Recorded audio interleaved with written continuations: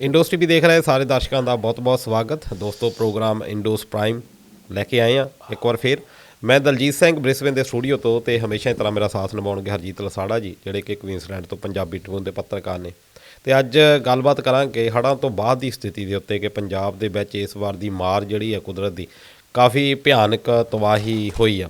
ਉਸ ਤੋਂ ਬਾਅਦ ਕਿਉਂਕਿ ਚੀਫ ਮਿਨਿਸਟਰ ਭਗਵੰਤ ਮਾਨ ਉਹ ਰਹੇ ਆ ਹੌਸਪੀਟਲ ਦੇ ਵਿੱਚ, ਅਤੇ ਹੁਣ ਉਹਨਾਂ ਨੇ ਪਿਛਲੇ ਦਿਨਾਂ ਦੇ ਵਿੱਚ ਇੱਕ ਪ੍ਰੈਸ ਕਾਨਫਰੰਸ ਕੀਤੀ ਆ, ਅਤੇ ਉਹਦੇ ਵਿੱਚ ਉਹਨਾਂ ਨੇ ਸਾਰੇ ਜਿਹੜੇ ਆਰਟਿਸਟ ਆ, ਲੇਖਕ ਆ, ਚਾਹੇ ਕੋਈ ਫਿਲਮ ਇੰਡਸਟਰੀ ਨਾਲ ਜੁੜੇ ਹੋਏ ਆ, ਚਾਹੇ NRI ਆ, ਜਾਂ ਵੈਸੇ ਵੀ ਉਹਨਾਂ ਨੂੰ ਮੂਹਰੇ ਇਹ ਕਿਹਾ, ਬੇਨਤੀ ਕੀਤੀ ਆ ਕਿ ਤੁਸੀਂ ਜਿਹੜਾ ਪੰਜਾਬ ਸਰਕਾਰ ਨੂੰ ਹੈਲਪ ਕਰੋ ਤਾਂ ਕਿ ਜਿਹੜਾ ਪੰਜਾਬ ਆ ਉਹਨੂੰ ਫਿਰ ਰੰਗਲਾ ਪੰਜਾਬ ਜਿਹੜਾ ਬਣਾਇਆ ਜਾ ਸਕੇ। ਉਹਦੇ ਉੱਤੇ ਗੱਲ ਆਪਾਂ ਕਰਨੀ ਆ। ਅਤੇ ਲਸਾੜਾ ਸਾਹਿਬ, ਬਹੁਤ ਵੱਡੇ ਪੱਧਰ ਦੇ ਉੱਤੇ ਤਬਾਹੀ ਹੋਈ ਆ। ਇਹ ਕਿਹਾ ਜਾਂਦਾ ਵੀ 1988 ਦੇ ਜਿਹੜੇ ਹੜ੍ਹ ਆ ਉਹਨਾਂ ਨਾਲੋਂ ਵੀ ਵਰਸਟ ਸਿਚੁਏਸ਼ਨ ਜਿਹੜੀ ਇਸ ਬਾਰੇ ਆ ਉਹ ਬਣੀ ਹੋਈ ਆ। ਅਤੇ ਹੁਣ ਤੱਕ ਜਿਹੜਾ ਮੈਂ ਦੇਖ ਰਿਹਾ ਸੀ, ਜਿਹੜਾ ਸਰਕਾਰ ਵੱਲੋਂ ਕਹਿਣਾ ਕਿ 3200 ਦੇ ਕਰੀਬ ਜਿਹੜੇ ਸਕੂਲ ਆ ਉਹ ਉਹਨਾਂ ਨੂੰ ਨੁਕਸਾਨ ਪਹੁੰਚਿਆ ਆ, ਅਤੇ 8500 ਕਿਲੋਮੀਟਰ ਜਿਹੜੀਆਂ ਸੜਕਾਂ ਆ ਉਹ ਵੀ ਟੁੱਟੀਆਂ ਆ।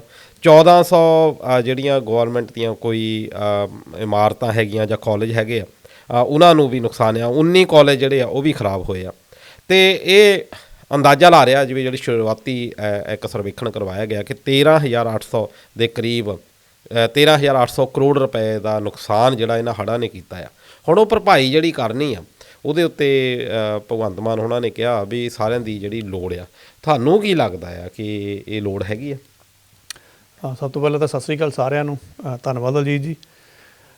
ਫਿਲਹਾਲ ਜੇ ਆਪਾਂ ਪੰਜਾਬ ਦੀ ਗੱਲ ਕਰੀਏ ਤਾਂ ਸਭ ਤੋਂ ਜਿਹੜੀ ਅਹਿਮ ਸੁਰਖੀ ਇਹੀ ਆ, ਕਿਉਂਕਿ ਮਾਨ ਸਾਹਿਬ ਨੇ ਮਿਸ਼ਨ ਚੜ੍ਹਦੀ ਕਲਾ ਛੇੜ ਦਿੱਤਾ ਹੈ ਜੀ। ਸੋ ਇਸ ਮਿਸ਼ਨ ਚੜ੍ਹਦੀ ਕਲਾ ਦੇ ਉੱਪਰ ਮੈਨੂੰ ਲੱਗਦਾ ਤੁਸੀਂ ਥੋੜ੍ਹੀ ਜਿਹੀ ਉਂਗਲੀ ਰੱਖੀ ਆ।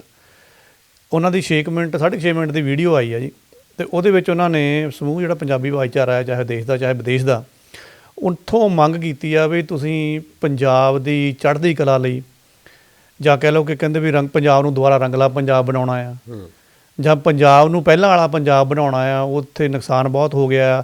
ਉਹ ਕਹਿੰਦੇ ਵੀ ਜਿਹੜਾ ਤਾਂ ਰਸਤ ਵਗੈਰਾ ਜੋ ਵੀ ਹੁਣ ਤੱਕ ਭੇਜਣੀ ਸੀ ਉਹ ਤਾਂ ਅਸੀਂ ਕਹਿੰਦੇ ਜੀ ਕੰਮ ਕਰ ਲਿਆ ਸੰਪੂਰਨ। ਹੁਣ ਅਸੀਂ ਜਿਹੜਾ ਉਹਦਾ ਪੂਰਨ ਗਠਨ ਕਰਨਾ ਆ ਕਿ ਸੜਕਾਂ ਬਣੀਆਂ ਜਿਸ ਤਰ੍ਹਾਂ ਤੁਸੀਂ ਕਿਹਾ, ਜਾਂ ਹੋਰ ਕਈ ਕੰਮ ਪਏ ਨੇ, ਮਿੱਟੀ ਮੁੱਟੀ ਚੜ੍ਹ ਗਈ ਆ, ਰੇਤਾ ਰੂਤਾ ਚੜ੍ਹ ਗਿਆ ਆ, ਵੀ ਉਹਦੇ ਲਈ ਸਾਨੂੰ ਹੁਣ ਫੰਡਾਂ ਦੀ ਲੋੜ ਆ। ਚਲੋ ਦੇਖਣ ਸੁਣਨ ਨੂੰ ਤਾਂ ਚੰਗਾ ਲੱਗਦਾ ਕਿ ਇੱਕ ਸਟੇਟ ਦੇ CM ਦੇ ਨੇ ਇਹ ਗੁਜ਼ਾਰਿਸ਼ ਕੀਤੀ ਆ, ਬੇਨਤੀ ਕੀਤੀ ਆ ਵੀ ਪੈਸੇ ਪਾਓ।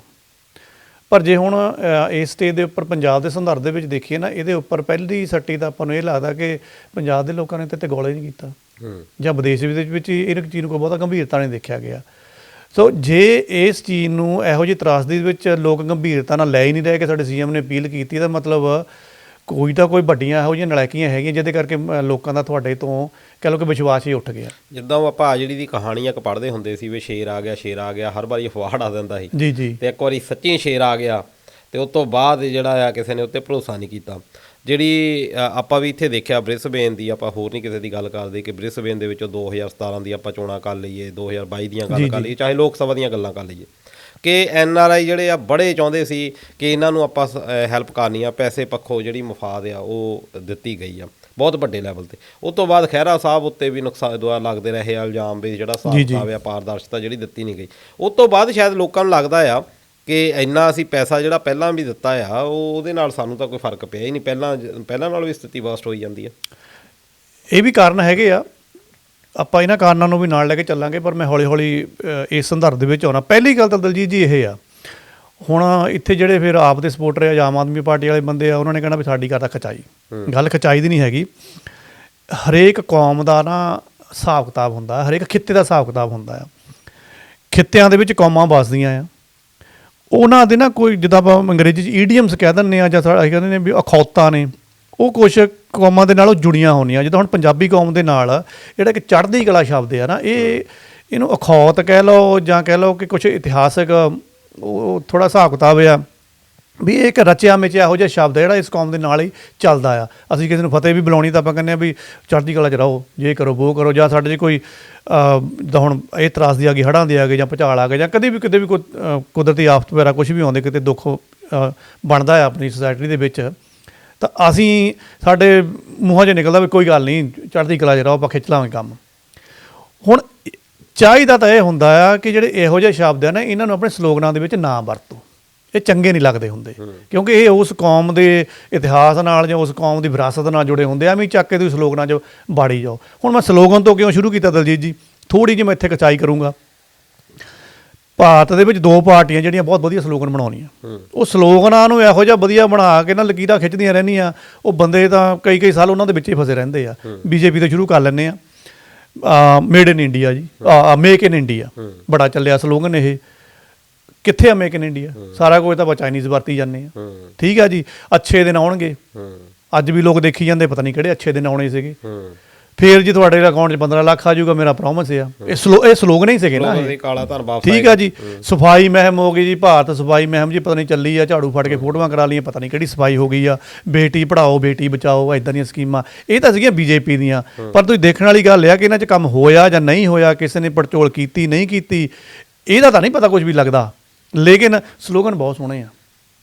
ਇਸੇ ਤਰਜ਼ ਦੇ ਵਿੱਚ ਸਾਡੇ ਕੋਲ ਆਮ ਆਦਮੀ ਪਾਰਟੀ ਵਾਲੇ ਵੀ ਆਉਂਦੇ ਆ। ਆਮ ਆਦਮੀ ਪਾਰਟੀ ਨੇ ਕਿੱਥੋਂ ਸ਼ੁਰੂਆਤ ਕੀਤੀ ਸੀ? ਇਨਕਲਾਬ ਲੈ ਕੇ ਆਵਾਂਗੇ, ਲੋਕਪਾਲ ਲੈ ਕੇ ਆਵਾਂਗੇ, RTI ਨੂੰ ਬਿਲਕੁਲ ਆਪਾਂ ਪਾਰਦਰਸ਼ੀ ਕਰਾਂਗੇ। ਠੀਕ ਆ ਜੀ।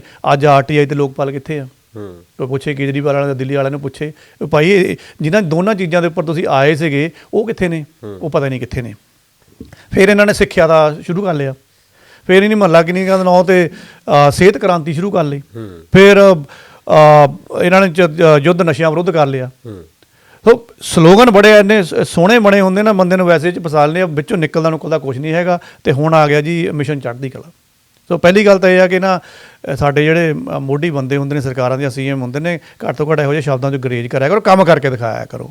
ਹੁਣ ਆਪਾਂ ਆਉਂਦੇ ਆ ਇਹਨਾਂ ਦੇ ਥੋੜ੍ਹੇ ਜਿਹੇ ਪੜਚੋਲ ਦੇ ਵਿੱਚ ਕਿ ਇਸ ਟਾਈਮ ਸਾਡੇ ਕੋਲ ਇਹਦੀ ਸਥਿਤੀ ਕੀ ਚੱਲਦੀ ਪਈ ਆ। ਦੇਖੋ, ਜਿੱਦਾਂ ਆਪਾਂ ਨੇ ਪਹਿਲਾਂ ਬਿਆਨ ਕੀਤਾ ਵੀ 6 ਮਿੰਟ ਦੀ ਵੀਡੀਓ ਆਈ ਆ, ਕਹਿੰਦੇ ਜੀ ਮੇਰੀ ਸਮੁੱਚੇ ਭਾਈਚਾਰੇ ਨੂੰ ਅਪੀਲ ਆ ਵੀ ਵੱਧ ਚੜ੍ਹ ਕੇ CM ਜਿਹੜਾ ਲੀਫ ਫੰਡ ਆ ਉਹਦੇ ਵਿੱਚ ਪੈਸੇ ਪਾਓ। ਠੀਕ ਆ ਜੀ। ਇਹ ਕਹਿੰਦੇ ਜੇ ਪੰਜਾਬ ਦੇ ਲਈ ਨਾ ਇੱਕ ਇਮਤਿਹਾਨ ਦੀ ਘੜੀ ਆ। ਮੈਂ ਇਸ ਕਥਨ ਦੇ ਨਾਲ CM ਕਥਨ ਦੇ ਨਾਲ ਸਹਿਮਤ ਨਹੀਂ ਹੈਗਾ। ਪੰਜਾਬ ਦੇ ਲਈ ਇਮਤਿਹਾਨ ਦੀ ਘੜੀ ਨਹੀਂ ਹੈਗੀ। ਪੰਜਾਬ ਤਾਂ ਇਹਦੇ ਵਿੱਚ ਪਾਸ ਹੋ ਗਿਆ। ਕੁਦਰਤੀ ਆਫਤ ਜਿਹੜੀ ਆਈ ਸੀਗੀ ਉਹਨੇ ਜੋ ਕਰਨਾ ਸੀ ਕਰ ਦਿੱਤਾ। ਹੁਣ ਉਸ ਕੁਦਰਤੀ ਆਫਤ ਦੇ ਉੱਪਰ ਵੀ ਪੰਗਾ ਪਿਆ ਹੋਇਆ ਕਿ ਅਜੇ ਵੀ ਕਈ ਚਲੋ ਵਿਰੋਧੀ ਪਾਰਟੀਆਂ ਦੇ ਮੁੱਦੇ ਠਾਣੀ ਹੁੰਦੇ, ਲੋਕਾਂ ਦੇ ਮਨਾਂ ਦੇ ਵਿੱਚ ਵੀ ਇਹ ਹੈਗਾ ਕਿ ਇਹ ਸੱਚੀ ਕੁਦਰਤੀ ਸੀਗਾ। ਇਹ ਜੇ ਕੁਦਰਤੀ ਵੀ ਸੀਗਾ ਤਾਂ ਕਿੰਨੇ ਕੁ % ਕੁਦਰਤੀ ਸੀਗਾ? ਇਹ ਕਿਤੇ ਇਹਨਾਂ ਦੀਆਂ ਕਾਰਸਤਾਨੀਆਂ ਤਾਂ ਨਹੀਂ ਹੈਗੀਆਂ, ਜਾਂ ਇਹਨਾਂ ਦੀ ਮਿਸਮੈਨੇਜਮੈਂਟ ਹੈ ਨਹੀਂ ਗੀ ਵਗੈਰਾ ਤਾਂ ਨਹੀਂ ਹੈਗੀ। ਚਲੋ ਉਹ ਵਿਸ਼ੇ ਦੀ ਹੋਰ ਗੱਲ ਆ, ਖੈਰ ਇਹਨਾਂ ਨੇ ਕਦੀ ਚਰਚਾ ਤਾਂ ਕਰਨੀ ਨਹੀਂ ਹੈਗੀ। ਮੇਰੇ ਹਿਸਾਬ ਦੇ ਨਾਲ ਇਹ ਕਹਿਣਾ ਕਿ ਪੰਜਾਬ ਦਾ ਹੁਣ ਇਮਤਿਹਾਨ ਆ ਜੀ, ਅਸਲ 'ਚ ਪੰਜਾਬ ਤਾਂ ਆਲਰੇਡੀ ਪਾਸ ਹੋ ਗਿਆ। ਕਿਉਂ ਪਾਸ ਹੋਇਆ? ਕਿਉਂਕਿ ਲੋਕੀ ਇਕਜੁੱਟ ਹੋ ਕੇ ਫਿਰ ਇਸ ਚੀਜ਼ ਦੇ ਵਿੱਚ ਕਾਮਯਾਬ ਹੋ ਗਿਆ ਕਿ ਅਸੀਂ ਚੱਕ ਲਾਂਗੇ ਪੰਜਾਬ ਨੂੰ, ਕੋਈ ਗੱਲ ਨਹੀਂ, ਔਖੇ ਹੋ ਲਾਂਗੇ। ਸਰਕਾਰ ਫੇਲ ਆ। ਸਰਕਾਰ ਫੇਲ ਆ ਇਸ ਗੱਲੋਂ ਵੀ ਕਿ ਉਹਨਾਂ ਦਾ ਪ੍ਰਸ਼ਾਸਨ ਨੇ ਕੰਮ ਨਹੀਂ ਕੀਤਾ।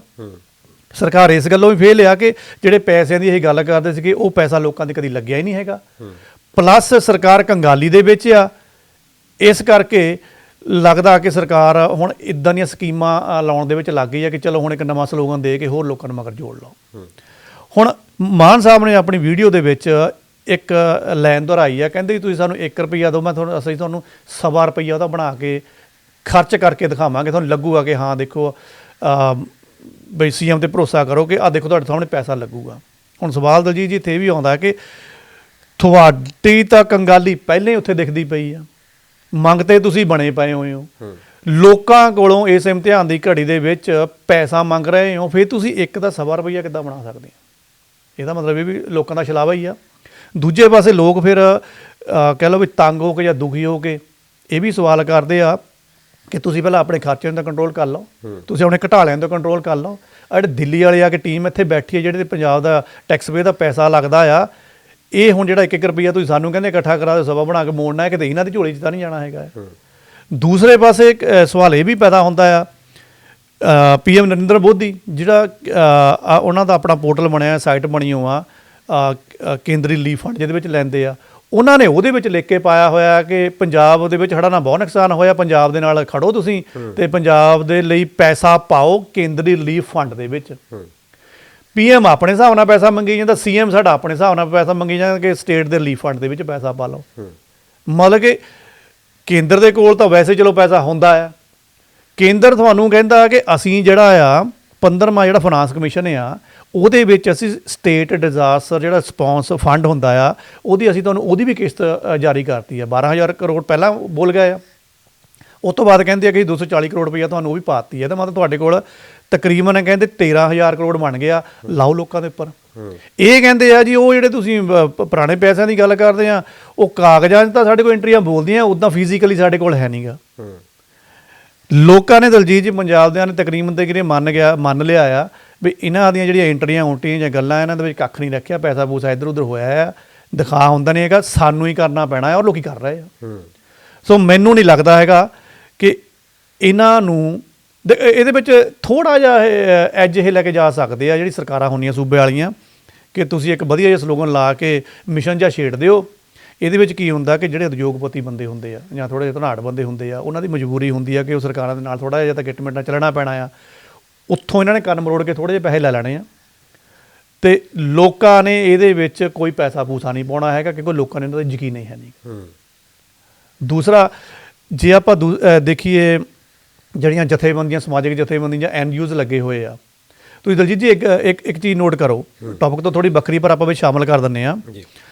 ਠੀਕ ਆ ਕਿ ਆਪਾਂ ਕਹਿੰਦੇ ਵੀ ਪੰਜਾਬ ਦੇ ਵਿੱਚ ਬਾਬਿਆਂ ਨੇ ਬਹੁਤ, ਹੁਣ ਮੈਂ ਇੱਥੇ ਕਿਹੜਾ ਸ਼ਬਦ ਵਰਤਾਂ ਕਿ ਨਿਗਾਰ ਲਿਆ ਤੱਕ ਗੰਦ ਪਾਇਆ ਹੋਇਆ, ਨਿਕਲੇ ਜਾਂਦਾ ਮੂੰਹ ਦੇ ਵਿੱਚੋਂ ਵੀ ਸਿੱਖੀ ਨੂੰ ਬਹੁਤ ਢਾਹ ਲਾਤੀ ਜਾਂ ਲੋਕ ਮਗਰ ਲਾਏ ਹੋਏ ਆ, ਪਖੰਡਾਂ ਦੇ ਮਗਰ ਲਾਏ ਹੋਏ ਆ। ਲੇਕਿਨ ਜਦੋਂ ਕੋਈ ਇੱਦਾਂ ਦੀ ਦੁਬਿਧਾ ਆਉਂਦੀ ਆ, ਤੁਸੀਂ ਹੁਣ ਵੀਡੀਓ ਦੇ ਵਿੱਚ ਸਾਰੇ ਪਿੰਡਾਂ ਦੇਖ ਲਓ, ਜਦੋਂ ਬਾਬੇ ਤਸਲੇ ਲੈ ਕੇ ਇਹ ਨਿਕਲਦੇ ਆ ਉੱਥੇ ਰਸਦ ਵੀ ਬਣਦੀ ਆ, ਉੱਥੇ ਜਿਹੜੇ ਉਹਨਾਂ ਦੇ ਕਹਿ ਲਓ ਕਿ ਉਪਾਸ਼ਕ ਆ ਉਹ ਪੈਸਾ ਵੀ ਦਿੰਦੇ ਆ ਤੇ ਮਗਰ ਵੀ ਜਾਂਦੇ ਆ। ਪਰ ਜਦੋਂ ਸਰਕਾਰ ਪੈਸਾ ਮੰਗਦੀ ਆ ਜਾਂ ਸਰਕਾਰ ਕਹਿੰਦੀ ਕਿ ਸਾਡੇ ਨਾਲ ਕੰਮ ਦੇ ਵਿੱਚ ਆ, ਲੋਕ ਯਕੀਨ ਹੀ ਨਹੀਂ ਕਰਦੇ।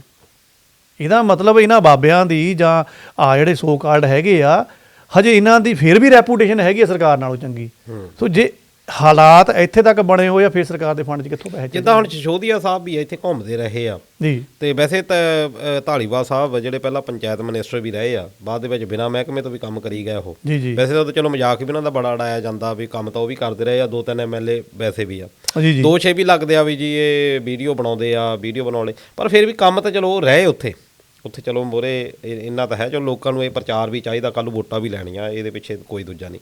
ਪਰ ਜੇ ਇਸ ਤਰੀਕੇ ਦੇ ਯਾਨੀ ਇੱਕ ਤਰ੍ਹਾਂ ਦਾ MLA ਕੋਲ ਇੱਕ ਤਰ੍ਹਾਂ ਹੁਣ ਟਾਈਮ ਸੀ, ਜੇ ਉੱਥੇ ਕੋਈ ਇੱਦਾਂ ਦਾ ਬਣਾਇਆ ਜਾਂਦਾ ਹੋਵੇ ਜਾਂ ਦੇਖੋ ਵੀ ਉੱਥੇ ਮੌਕੇ ਦੇ ਉੱਤੇ ਕੌਣ ਪਹੁੰਚੇ ਆ, ਕਿਉਂਕਿ ਇੱਕ ਸਿੰਮਥੀ ਲੈਣਾ ਜਿਹੜਾ ਸ਼ਾਇਦ ਉਹ ਸਿੰਮਥੀ ਲੈ ਨਹੀਂ ਪਾਈ ਸਰਕਾਰ। ਜਦੋਂ ਦਿੱਲੀ ਵਾਲੇ ਉੱਥੇ ਮੋਰੇ ਘੁੰਮੀ ਗਏ ਲੋਕੀ, ਇਹ ਨਹੀਂ ਸ਼ਾਇਦ ਚੱਲ ਰਿਹਾ। ਇਹ ਜਿਹੜੀਆਂ ਦੁਸ਼ਵਾਰੀਆਂ ਨਾ ਲਗਾਤਾਰ ਦਲਜੀਤ ਜੀ 3.5 ਸਾਲ ਚੱਲਦੀਆਂ ਰਹੀਆਂ।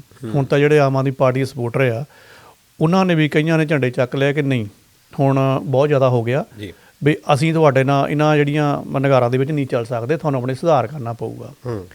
ਇਹ ਨਹੀਂ ਹੈਗਾ ਕਿ ਕੁਛ ਸਾਰੇ MLA ਜਾਂ ਸਾਰੇ ਜਿਹੜਾ ਪ੍ਰਸ਼ਾਸਨ ਜਾਂ DC ਆ ਉਹ ਇਸ ਇਮਤਿਹਾਨ ਦੇ ਵਿੱਚ ਹੜ੍ਹਾਂ ਦੇ ਵਿੱਚ ਫੇਲ ਹੋਏ ਆ।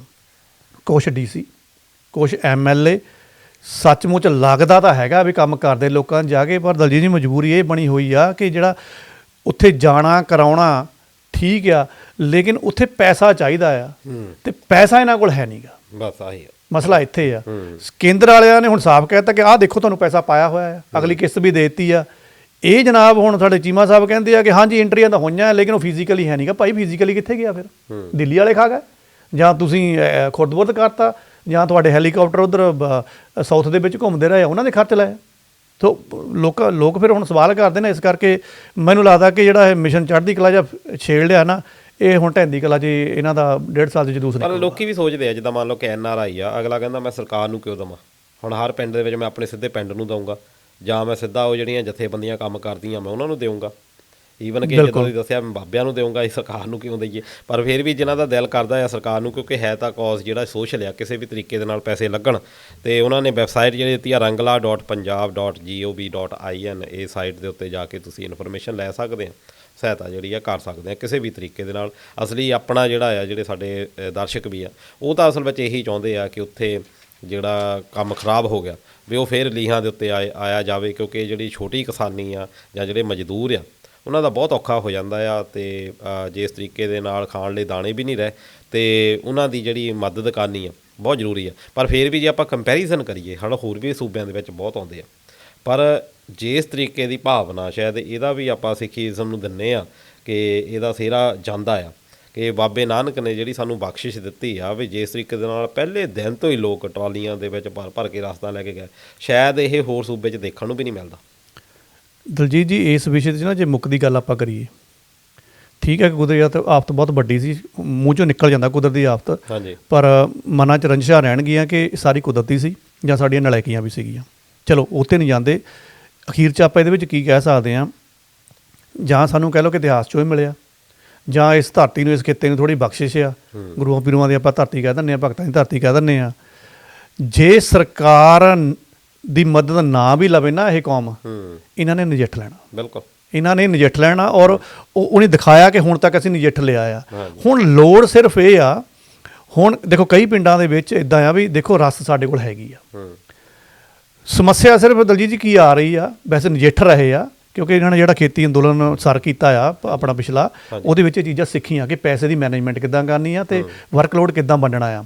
ਲੋੜ ਸਿਰਫ ਇਹ ਆ ਕਿ ਜਿੰਨੇ NGOs ਕੰਮ ਕਰਦੇ, ਸਮਾਜਿਕ ਜਥੇਬੰਦੀਆਂ ਕੰਮ ਕਰਦੀਆਂ, ਇਹ ਤਾਲਮੇਲ ਬਣਾਉਣ ਆਪਸ ਵਿੱਚ, ਫਿਕਸ ਕਰਨ, ਚਾਰਟ ਬਣਾਉਣ ਕਿ ਕਿਹੜੇ ਪਿੰਡ ਨੂੰ, ਕਿਹੜੇ ਖੇਤੇ ਨੂੰ ਕਿੰਨੇ ਪੈਸੇ ਚਾਹੀਦੇ ਆ ਔਰ ਕਿੱਦਾਂ ਉੱਥੇ ਤੱਕ ਪਹੁੰਚਾਉਣੇ ਆ, ਜਾਂ ਕਿੰਨੀ ਮਸ਼ੀਨਰੀ ਚਾਹੀਦੀ ਆ, ਉਹਨੂੰ ਉੱਥੇ ਤੱਕ ਕਿੱਦਾਂ ਪਹੁੰਚਾਉਣਾ ਆ। ਜਾਂ ਜਿਹੜਾ ਹੁਣ ਇਹਨਾਂ ਨੂੰ ਤੁਸੀਂ ਦੇਖਣ 'ਚ ਆਉਂਦਾ ਖਬਰਾਂ 'ਚ, ਦਵਾਈਆਂ ਦੇ ਪ੍ਰਬੰਧ ਬਹੁਤ ਕੀਤੇ ਆ ਲੋਕਾਂ ਨੇ ਆਪਣੇ ਬਲ ਦੇ ਨਾਲ, ਲੇਕਿਨ ਹੁਣ ਸਮੱਸਿਆ ਇਹ ਆ ਰਹੀ ਹੈ ਕਿ ਜਿੱਥੇ ਜਿੱਥੇ ਹੁਣ ਗਾਹਾਂ ਲੋੜ ਪੈਣੀ ਆ ਦਵਾਈਆਂ ਦੀ, ਉੱਥੇ ਤੱਕ ਉਹ ਪਹੁੰਚਦਾ ਕਿੱਦਾਂ ਹੋਵੇ, ਬਸ ਇਹ ਪਲੈਨਿੰਗ ਦੀ ਲੋੜ ਆ। ਔਰ ਇਹਦੇ ਵਿੱਚ ਮੈਨੂੰ ਲੱਗਦਾ ਸਰਕਾਰ ਨੇ ਕੱਖ ਨਹੀਂ ਕਰਨਾ। ਸਰਕਾਰ, ਚਲੋ ਇਹ ਤਾਂ ਪ੍ਰਸ਼ਾਸਨ ਆ, ਪ੍ਰਸ਼ਾਸਨ ਦੀ ਵੀ ਪ੍ਰਸ਼ਾਸਨ ਸ਼ਾਇਦ ਕਾਮਯਾਬ ਪਹਿਲਾਂ ਵੀ ਕਦੀ ਨਹੀਂ ਹੋਇਆ, ਹੁਣ ਨਹੀਂ ਹੋਣਾ। ਇਹ ਜਥੇਬੰਦੀਆਂ ਤੇ NGOs ਨੂੰ ਹੀ ਇਕੱਠੇ ਹੋ ਕੇ ਕਰਨਾ ਪੈਣਾ ਆ, ਤੇ ਮੈਨੂੰ ਲੱਗਦਾ ਇਹ ਕਰ ਲੈਣਗੇ। ਤੇ ਜਿੱਦਾਂ ਤੁਸੀਂ ਗੱਲ ਵਿੱਚੇ ਥੋੜ੍ਹੀ ਜਿਹੀ ਛੇੜੀ ਸੀ ਕਿ ਲੋਕਪਾਲ ਬਿੱਲ ਦੀ, ਜੀ, ਕਿ ਆਮ ਆਦਮੀ ਪਾਰਟੀ ਜਦੋਂ ਸੱਤਾ ਦੇ ਵਿੱਚ ਵੀ ਦਿੱਲੀ 'ਚ ਆਈ ਆ ਤੇ ਅੰਨਾ ਹਜ਼ਾਰੇ ਅੰਦੋਲਨ ਵੀ ਚੱਲਦਾ ਆ, ਲੋਕਾਂ ਨੂੰ ਲੱਗਾ ਸੀ ਵੀ ਭ੍ਰਿਸ਼ਟਾਚਾਰ ਤੋਂ ਮੁਕਤੀ ਸਾਨੂੰ ਮਿਲ ਜਾਣੀ ਆ। ਲੋਕਪਾਲ ਬਿੱਲ ਪਹਿਲਾਂ ਵੀ ਹੈਗਾ ਸੀ, ਉਦੋਂ ਬਾਅਦ ਵਿੱਚ ਹੋਰ ਵੀ ਸੋਧਾਂ ਕੀਤੀਆਂ ਗਈਆਂ। ਹੁਣ ਇਹ ਸੁਣਨ 'ਚ ਮਿਲਦਾ ਕਿ RTI ਜਿਹੜਾ ਕਿ ਕਾਂਗਰਸ ਸਰਕਾਰ ਨੇ ਬਹੁਤ ਵਧੀਆ ਇੱਕ ਸਾਨੂੰ ਕਾਨੂੰਨ ਦਿੱਤਾ ਸੀ ਕਿ ਅਸੀਂ ਕਿਸੇ ਵੀ ਅਫਸਰ ਦੀ ਜਾਂ ਸਰਕਾਰੀ ਜਿਹੜੀ ਕੋਈ ਹੈਗੀ ਆ ਇਨਫੋਰਮੇਸ਼ਨ ਅਸੀਂ ਲੈ ਸਕਦੇ ਹਾਂ, ਸਾਨੂੰ ਇਹ ਅਧਿਕਾਰ ਆ ਕਿ ਅਸੀਂ ਇਨਫੋਰਮੇਸ਼ਨ ਜਿਹੜੀ ਲਈਏ। ਪਰ ਇਹ ਬੜੀਆਂ ਸ਼ਿਕਾਇਤਾਂ ਆ ਰਹੀਆਂ ਆ, ਈਵਨ ਕਿ ਜਿਹੜੀ ਪੰਜਾਬ ਦਾ ਸੂਚਨਾ ਅਧਿਕਾਰ ਕਮਿਸ਼ਨ ਆ, ਉਹ ਵੀ ਕਹਿ ਰਿਹਾ ਆ ਕਿ ਬਹੁਤ ਗਲਤ ਹੋ ਰਿਹਾ ਆ ਕਿ ਲੋਕਾਂ ਨੂੰ ਪ੍ਰੋਪਰ ਜਿਹੜੀ ਇਨਫੋਰਮੇਸ਼ਨ ਆ ਉਹ ਦਿੱਤੀ ਨਹੀਂ ਜਾ ਰਹੀ, ਜਾਂ ਜਿਹੜੀਆਂ ਫਾਈਲਾਂ ਆ ਉਹ ਦੱਬ ਲਈਆਂ ਜਾਂਦੀਆਂ। ਇਹ ਆਮ ਆਦਮੀ ਪਾਰਟੀ ਸਰਕਾਰ ਜਿਹੜੀ ਕਿ ਕਹਿ ਕੇ ਹੀ ਇਹ ਆਈ ਸੀ ਕਿ ਅਸੀਂ ਇਨਫੋਰਮੇਸ਼ਨ ਜਿਹੜੀ ਲੋਕਾਂ ਦੇ ਨਾਲ ਪਾਰਦਰਸ਼ਤਾ ਦੀ ਗੱਲ ਜਿਹੜੀ ਆ, ਤੇ ਇਹ ਕੀ ਸੋਚਦੇ ਹੋ ਤੁਸੀਂ? ਕੇਜਰੀਵਾਲ ਸਾਹਿਬ ਨੂੰ ਜੇ ਅਵਾਰਡ ਮਿਲਿਆ ਸੀ ਨਾ, ਇਸੇ ਗੱਲੋਂ ਮਿਲਿਆ ਸੀਗਾ ਕਿ ਨੇ RTI, ਚਲੋ RTI ਤਾਂ ਇੱਕ ਕਹਿ ਲਓ ਵੀ ਇੱਕ ਮਾਧਿਅਮ ਆ, ਹਾਂਜੀ, ਇਹਨਾਂ ਨੇ ਲੋਕਪਾਲ ਦੀ ਗੱਲ ਕੀਤੀ ਸੀ।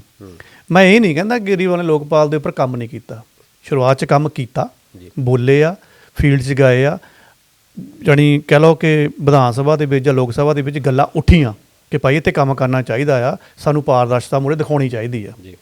ਉਹਦੇ ਵਿੱਚ ਵਿਧਾਇਕ ਵੀ ਆਉਂਦੇ ਆ, ਸੰਸਦ ਵੀ ਆਉਂਦੇ ਆ, ਅਤੇ ਅਫਸਰਸ਼ਾਹੀ ਵੀ ਆਉਂਦੀ ਆ। ਉਹਦੇ ਤੱਕ ਤਾਂ ਉਦੋਂ ਅਵਾਰਡ ਅਵੂਰਡ ਮਿਲ ਗਏ, ਲੇਕਿਨ ਉਸ ਤੋਂ ਬਾਅਦ ਕੰਮ ਠੁੱਸ ਹੋ ਗਿਆ। ਜਦੋਂ ਇੱਕ ਲੋਕਪਾਲ ਦੀ ਗੱਲ ਕਰਨੀ ਉਹਨਾਂ ਨੇ ਬੰਦ ਕਰ ਦਿੱਤੀ ਵੀ RTI ਤਾਂ ਉਹਦੇ ਵਿੱਚ ਇੱਕ ਛੋਟੇ ਜਿਹੀ ਇੱਕ ਕਹਿ ਲਓ ਵੀ ਇੱਕ ਰੇਸ਼ਾ ਹੀ ਹੁੰਦਾ ਆ, ਉਹ ਤਾਂ ਫਿਰ ਮਰਦਾ ਹੀ ਆ। ਖੈਰ, ਇੱਕ ਸ਼ਬਦ ਸਮਝਣਾ ਪਊਗਾ ਆਪਾਂ ਨੂੰ। ਜੇ ਆਪਾਂ ਕਾਂਗਰਸ ਰਾਜ ਦੇ ਸਮੇਂ ਦੀ ਗੱਲ ਕਰੀਏ, ਉਦੋਂ ਇਹ ਕਾਨੂੰਨ ਬਣਿਆ ਸੀਗਾ ਕਿ ਇੱਕ ਜਿਹੜਾ ਆਪਾਂ ਕਹਿੰਦੇ ਵਿਧਾਇਕ, ਸੰਸਦ MP ਚਲ ਜਾਂਦੇ ਆ, ਵਿਧਾਇਕ ਆਪਣੇ ਜਿਹੜੇ ਇੱਧਰ ਵਿਧਾਨ ਸਭਾ ਦੇ ਵਿੱਚ ਹੁੰਦੇ ਆ, ਉੱਥੇ ਇੱਕ ਵਰਡ ਯੂਜ਼ ਹੋਇਆ ਸੀਗਾ ਉਸ ਕਾਨੂੰਨ ਦੇ ਵਿੱਚ, ਜੇ ਤੁਸੀਂ ਉਹਨੂੰ ਪੜ੍ਹੋ, ਵਿਧਾਨਕਾਰ। ਹਾਂਜੀ, ਵਿਧਾਨਕਾਰ ਕੌਣ ਹੁੰਦਾ ਆ? ਸਪੀਕਰ ਹੁੰਦਾ ਆ, ਉਹਨੇ ਮੰਤਰੀ ਬਣਨਾ ਆ, ਉਹ ਬੰਦਾ CM ਦੀ ਕੁਰਸੀ ਤੱਕ ਜਾ ਸਕਦਾ ਆ। ਮੈਂ ਲੜੀ ਕਿਉਂ ਜੋੜੀ ਆ? ਸਪੀਕਰ, ਮੰਤਰੀ, CM। ਹੁਣ CM ਤੋਂ ਬਾਅਦ ਤਾਂ ਸੂਬੇ 'ਚ ਕੁਛ ਨਹੀਂ ਹੈਗਾ, ਫਿਰ ਤਾਂ ਉਹ ਰਾਜ ਸਭਾ ਜਾਊਗਾ ਜਾਂ ਕੇਂਦਰ 'ਚ ਜਾਊਗਾ। ਇਹਦਾ ਮਤਲਬ ਕਿ ਜਿਹੜਾ ਵਿਧਾਨਕਾਰ ਬਣਿਆ, ਇਹ ਤਿੰਨੇ ਕੈਟਾਗਰੀਆਂ ਨੇ ਜਿਹਦੇ ਵਿੱਚ ਵਿਧਾਨਕਾਰ ਬੈਠਦਾ ਆ, ਵੀ ਉਹ ਆਪਣੀ ਜਾਇਦਾਦ ਦਾ ਵੇਰਵਾ ਪਾਰਦਰਸ਼ੀ ਕਰੂਗਾ। ਇਹ ਕਾਨੂੰਨ ਬਣਿਆ ਸੀਗਾ, ਠੀਕ ਹੈ ਜੀ। ਹੋਇਆ ਕੀ ਆ ਕਿ ਜਿਹੜੇ ਇਹ ਸਾਡੇ ਵਿਧਾਨਕਾਰ ਸੀਗੇ, ਹੁਣ ਚਲੋ ਆਪਾਂ ਵਿਧਾਨਕਾਰ ਸ਼ਬਦ ਤੋਂ ਨਿਕਲ ਕੇ ਵਿਧਾਇਕਾਂ 'ਤੇ ਆਏ ਨੇ ਕਿ ਉਹ ਸਾਡੇ ਵਿਧਾਇਕ, ਸਾਡੇ ਮੰਤਰੀ, ਇਹਨਾਂ ਦੇ ਵਿੱਚ ਕਹਿ ਲਓ ਸੱਚਾਈ ਘੱਟ ਗਈ, ਇਹ ਪੈਸੇ ਵੱਲ ਨੂੰ ਹੋ ਗਏ, ਫੋਕੀ ਸ਼ਾਨੋ ਸ਼ੌਕਤ ਵੱਲ ਨੂੰ ਹੋ ਗਏ ਆ। ਫਿਰ ਇਹਨਾਂ ਨੂੰ ਵੋਟਾਂ ਦਾ ਖਤਰਾ ਹੁੰਦਾ ਆ ਕਿ ਹੁਣ ਵੋਟਾਂ ਆਉਣ ਵਾਲੀਆਂ ਆ, ਹੁਣ ਸਾਡੇ ਕਿਤੇ ਰਾਜ ਨਾ ਬਾਹਰ ਆ ਜਾਣ। ਬਹੁਤੇ ਮੰਤਰੀ ਜਿਹੜੇ ਆ ਸਾਡੇ ਇਸ ਸਰਕਾਰ ਦੇ ਆ, ਇਹ ਜੇ ਆਪਣੇ ਨਾਂ ਦੇ ਉੱਪਰ ਜ਼ਮੀਨਾਂ ਜਾਇਦਾਦਾਂ ਇਕੱਠੀਆਂ ਨਹੀਂ ਕਰ ਰਹੇ ਤਾਂ ਚਾਚੇ ਮਾਸੀਆਂ ਤਾਇਆ ਫੁੱਫੜਾਂ ਦੇ ਨਾਂ 'ਤੇ ਇਹਨਾਂ ਦੀ ਕੋਠੀਆਂ ਬਣ ਰਹੀਆਂ, ਜ਼ਮੀਨਾਂ ਲੈ ਰਹੇ ਆ। ਸਭ ਤੋਂ ਪਹਿਲਾਂ ਇਹਨਾਂ ਨੇ ਗਲਾ ਘੁੱਟਿਆ। ਜੇ ਆਪਾਂ ਇਹ ਕਹੀਏ ਵੀ ਆਰਟੀਆਈ ਦਾ ਪੂਰੇ ਭਾਰਤ 'ਚ ਗਲਾ ਘੁੱਟ ਹੋ ਗਿਆ, ਮੈਂ ਇਹਨਾਂ ਸਹਿਮਤ ਨਹੀਂ ਹੈਗਾ। ਤੁਸੀਂ ਪੰਜਾਬ ਨੂੰ ਛੱਡ ਕੇ ਬਾਕੀ ਜਗ੍ਹਾ ਆਰਟੀਆਈ ਪਾ ਦਿਓ, ਤੁਹਾਨੂੰ ਜਵਾਬ ਆਊ, ਕਿਉਂਕਿ ਕਾਨੂੰਨ ਕਹਿੰਦਾ ਕਿ ਇਹਨੇ ਚਿਰ ਜਵਾਬ ਦੇਣਾ ਆ। ਪੰਜਾਬ ਦੇ ਵਿੱਚ ਉਸ ਚੀਜ਼ ਦੀ ਤੁਸੀਂ ਕੋਈ ਆਰਟੀਆਈ ਪਾ ਲਿਓ, ਤੁਹਾਨੂੰ 2-2 3-3 ਮਹੀਨੇ ਜਵਾਬ ਹੀ ਨਹੀਂ ਆਉਣਾ। ਉਲਟਾ ਤੁਹਾਨੂੰ ਕੋਈ ਇਹੋ ਜਿਹਾ ਜਵਾਬ ਆਊਗਾ ਕਿ ਤੁਹਾਨੂੰ ਇਹ ਲੱਗੂਗਾ ਕਿ ਮੈਂ ਇਹ ਕੰਮ ਕਿਉਂ ਕੀਤਾ ਆਰਟੀਆਈ ਪਾ ਕੇ, ਤੁਹਾਨੂੰ ਕੁਐਸਚਨਿੰਗ ਹੋ ਜਾਏਗੀ। ਪਹਿਲਾਂ ਤਾਂ ਐਂ ਲੱਗਦਾ ਸੀਗਾ ਵੀ ਜਿਹੜੀ ਆਰਟੀਆਈ ਆ ਇਹਦਾ ਜਵਾਬ ਲੇਟ ਆ ਰਿਹਾ ਆ, ਜਾਂ ਪੁੱਠਾ ਸਿੱਧਾ ਜਿਹਾ ਆ ਰਿਹਾ, ਕੁਐਸਚਨਿੰਗ ਤੁਹਾਨੂੰ ਹੋਣ ਡਈ ਆ। ਹੁਣ ਕੀ ਹੋਇਆ ਆ ਕਿ ਇਹਨਾਂ ਵਿਧਾਇਕਾਂ ਨੇ, ਇਹਨਾਂ ਵਿਧਾਨਕਾਰਾਂ ਨੇ ਇਹੋ ਜਿਹੀ ਕੁੰਡੀ ਪਾ ਲਈ ਆ ਪੰਜਾਬ ਦੇ ਵਿੱਚ, ਅਗਰ ਤੁਸੀਂ ਇਹਨਾਂ ਦੇ ਕੋਲੋਂ ਜਾਇਦਾਦ ਦਾ ਵੇਰਵਾ ਮੰਗਣ ਦੀ ਕੋਸ਼ਿਸ਼ ਕਰੋਗੇ, ਜਾਇਦਾਦ ਦਾ ਵੇਰਵਾ ਆਪਾਂ ਕਿਉਂ ਮੰਗਦੇ ਆ? 5 ਸਾਲ ਹੀ ਚੁਣੇ ਜਾਂਦੇ ਆ ਕਿ ਅੱਜ ਜਿਹੜਾ ਤੂੰ ਚੁਣ ਕੇ ਆ ਰਿਹਾ ਆ, ਦੱਸ ਤੇਰੇ ਕੋਲ ਕੀ ਆ। ਅਸੀਂ 5 ਸਾਲਾਂ ਬਾਅਦ ਜਦੋਂ ਦੁਬਾਰਾ ਵੀ ਕਿਤੇ ਆਏਗਾ ਨਾ, ਜਾਂ ਛੱਡ ਕੇ ਜਾਏਗਾ, ਅਸੀਂ ਤੇਰਾ ਮੁਲਾਂਕਣ ਕਰਾਂਗੇ ਬਿਲਕੁਲ ਕਿ ਤੂੰ ਕੀ ਲੈ ਕੇ ਆਇਆ ਸੀ ਤੇ ਕੀ ਹੁਣ ਛੱਡ ਕੇ ਚੱਲਾਂ ਜਾਂ ਲੈ ਕੇ ਚੱਲਾਂ ਆ। ਉਹਦੇ ਉੱਪਰ ਕਾਂਟਾ ਵੱਜ ਗਿਆ ਜੀ। ਹੁਣ ਸਿਸਟਮ ਇਹਨਾਂ ਨੇ ਇਹ ਡਿਵੈਲਪ ਵਿੱਚ ਕਰ ਦਿੱਤਾ ਕਿ ਤੁਸੀਂ ਇਸ ਮੱਦ ਕਿ ਵਿਧਾਨਕਾਰ ਦੀ ਜਾਇਦਾਦ ਦਾ ਵੇਰਵਾ ਕਢਾ ਲਓ ਆਰਟੀਆਈ ਤੋਂ, ਤੁਸੀਂ ਕਰ ਨਹੀਂ ਸਕਦੇ। ਤੇ ਹੁਣ ਦੱਸੋ, ਇੱਕ ਆਮ ਜਿਹੜੀ ਜਨਤਾ ਆ ਜਿਹਦਾ ਇਹ ਟੈਕਸ ਪੇਅਰ ਇਹ ਮਨੀ ਸਾਰੇ ਖਾਂਦੇ ਆ, ਉਹਨਾਂ ਨੂੰ ਹੱਕ ਨਹੀਂ ਹੈ ਕਿ ਉਹ ਵਿਧਾਇਕ ਦੀ ਦੇਖੇ ਵੀ ਕਿੰਨੀ ਉਹਦੀ ਪਹਿਲਾਂ ਜ਼ਮੀਨ ਸੀ, ਹੁਣ ਕਿੰਨੀ ਆ, ਉਹਦੇ ਨਾਂ ਤੇ ਘਰ ਕਿੰਨੇ ਆ, ਉਹਦੇ ਬੈਂਕ 'ਚ ਕੀ ਪਿਆ, ਸੋਨਾ ਕੀ ਆ, ਉਹਦਾ ਹੈਲੀਕਾਪਟਰ ਕਿੱਥੇ ਘੁੰਮ ਕੇ ਆਇਆ, ਡਜ਼ਨਟ ਮੈਟਰ ਉਹ CM ਹੀ ਕਿਉਂ ਨਹੀਂ ਹੈਗਾ ਸਟੇਟ ਦਾ।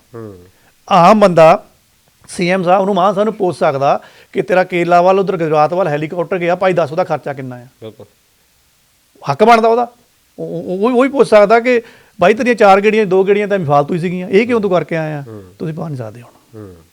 ਚਲੋ ਖੈਰ, ਤੇ ਇੱਕ ਜਿਹੜਾ ਪਹਿਲਾ ਅਹਿਮ ਮੁੱਦਾ ਹੈ, ਵੈਸੇ ਟਾਈਮ ਵੀ ਕਾਫੀ ਹੋ ਗਿਆ, ਕਿ ਜਿਹੜਾ ਪ੍ਰਵਾਸੀ ਭਜਾਓ ਇੱਕ ਮੋਰਚਾ ਚੱਲਿਆ, ਬੜੀ ਦਰਦਨਾਕ ਘਟਨਾ ਜਿਹੜੀ ਹੁਸ਼ਿਆਰਪੁਰ ਦੇ ਵਿੱਚ ਹੁੰਦੀ ਹੈ ਕਿ ਇੱਕ ਬੱਚੇ ਦੇ ਨਾਲ ਬਦਫੈਲੀ ਕਰਕੇ ਤੇ ਉਹਨੂੰ ਜਿਸ ਤਰੀਕੇ ਦੇ ਨਾਲ ਉਹਦੀ ਜਾਨ ਲਈ ਗਈ ਆ। ਮੈਨੂੰ ਲੱਗਦਾ ਵੀ ਸਾਰੀ ਦੁਨੀਆ ਜਿੱਥੇ ਵੀ ਪੰਜਾਬੀ ਵੱਸਦੇ ਆ ਉਹ ਇੱਕ ਤਰ੍ਹਾਂ ਥਬਕ ਗਏ ਆ। ਇੱਕ ਬੱਚੇ ਦੇ ਨਾਲ ਇੰਨੀ ਜ਼ਿਆਦਾ ਕਹਿ ਲਓ ਵੀ ਕਰੂਲਟ, ਵੀ ਇੰਨਾ ਜ਼ਿਆਦਾ ਜ਼ੁਲਮਈ ਜਿਹੜਾ ਉਹਦੇ ਉੱਤੇ ਇੱਦਾਂ ਕਤਲ ਕੀਤਾ ਗਿਆ। ਉਸ ਤੋਂ ਬਾਅਦ ਇਹ ਇੱਕ ਮੰਗ ਪਹਿਲਾਂ ਵੀ ਉੱਠਦੀ ਰਹੀ ਹੈ, ਹੁਣ ਫੇਰ ਮੰਗ ਉੱਠੀ ਆ ਕਿ ਜਿਹੜੇ ਭਈਏ ਭਜਾਓ, ਸਿੱਧਾ ਹੀ ਸ਼ਬਦ ਵਰਤਦੇ ਆ ਕਿ ਪ੍ਰਵਾਸੀ ਜਿਹੜੇ ਆ ਪੰਜਾਬ ਦੇ ਵਿੱਚ ਬਹੁਤ ਵੱਡੀ ਗਿਣਤੀ ਦੇ ਵਿੱਚ ਆ ਗਏ ਆ। ਤੇ ਤੁਸੀਂ ਇਹਨੂੰ ਕਿੱਦਾਂ ਲੈਂਦੇ ਹੋ?